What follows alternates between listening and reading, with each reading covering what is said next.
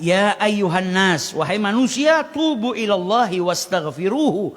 Bertaubatlah kepada Allah Subhanahu wa taala dan mohonlah ampun kepadanya. Fa inni atubu fil yaumi mi'ata marrah. Nabi Muhammad bilang, saya itu dalam sehari semalam bertaubat minta ampun sama Allah 100 kali. Nabi itu maksum, gak punya dosa, kekasihnya Allah, jaminan surga. Tapi dalam hari semalam beliau tidak melewatkan 100 kali bertaubat minta ampun sama Allah Ta'ala. Kenapa Nabi bertobat? Yang pertama, tasyri'an lana, ngajarkan kepada kita. Kalau Nabi saja yang nggak punya dosa minta ampun, apalagi kita yang banyak dosa. Ngajarkan kepada kita kalau taubat minta ampun itu penting. Yang kedua, para ulama menjelaskan taubatnya Nabi itu mintakan ampun buat umatnya. Kemudian para ulama juga menjelaskan yang taubat atau minta ampunnya Nabi Muhammad SAW karena Nabi itu menganggap hari sebelumnya, Nabi itu setiap hari naik derajatnya tambah sempurna. Beliau mengistighfari derajat sebelumnya. Ketika naik ke derajat yang lebih sempurna, derajat sebelumnya diistighfari sama Nabi Muhammad. Jadi bukan karena perbuatan dosa. Nah itu Nabi Muhammad, tidak punya dosa, tapi dalam sehari semalam 100 kali beliau bertaubat. Nah kita harus mikirkan, kita ini dosa kita sama taubat kita banyak mana? Apakah perbuatan dosa kita lebih banyak daripada taubat kita? Sedangkan orang yang bertaubat itu nggak mungkin khasarah. Tidak mungkin dia itu rugi.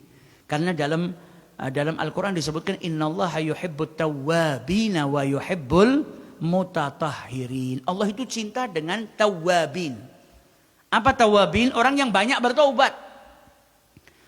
Jadi walaupun kita nggak punya dosa, andai satu hari kita nggak berbuat dosa sama sekali, taubat sama Allah Ta'ala. Karena apa? Orang yang banyak bertaubat itu dicintai sama Allah.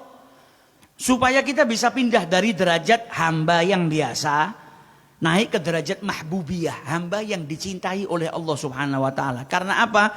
Banyak bertaubat kepada Allah Subhanahu wa Ta'ala. Maka dari itu dikatakan oleh Sayyidina Ali bin Abi Thalib, apa kata Sayyidina Ali? Ajaban liman yahliku wa ma'ahun najah. Aku ini takjub dengan orang yang binasa, padahal dia punya sesuatu yang menjadikan dirinya tidak binasa.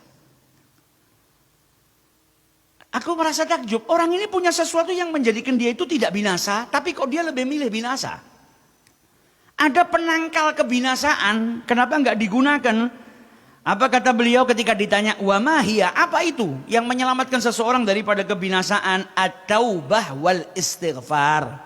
Karena orang kalau berbuat maksiat, dia nggak bertobat, binasa, dihukum sama Allah Ta'ala. Dan hukumannya Allah nggak enak.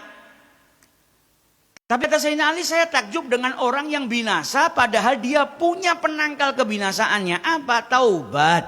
Mohon ampun kepada Allah Subhanahu wa Ta'ala. Karena dengan bertaubat dan memohon ampun kepada Allah Subhanahu wa Ta'ala akan menjauhkan dirinya daripada kebinasaan.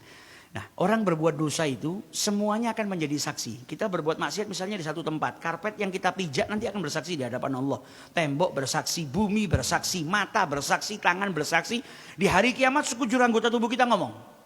Jadi nggak bisa dusta. Ya Rab, ini dulu digunakan oleh pemiliknya untuk mencuri. Ya Rab, ini digunakan untuk memandang yang haram. Semua akan berbicara. Tapi orang kalau sudah bertobat sama Allah, dihapus semuanya. Anggota tubuhnya dibikin lupa pernah melakukan hal tersebut. Buku catatan amalnya dibersihkan sama Allah Ta'ala. Jadi dibangkitkan di hari kiamat, dia sudah gak punya catatan itu lagi. Diampuni dosanya oleh Allah Subhanahu wa Ta'ala. Jadi penangkal kebinasaan itu apa? At-taubah wal istighfar.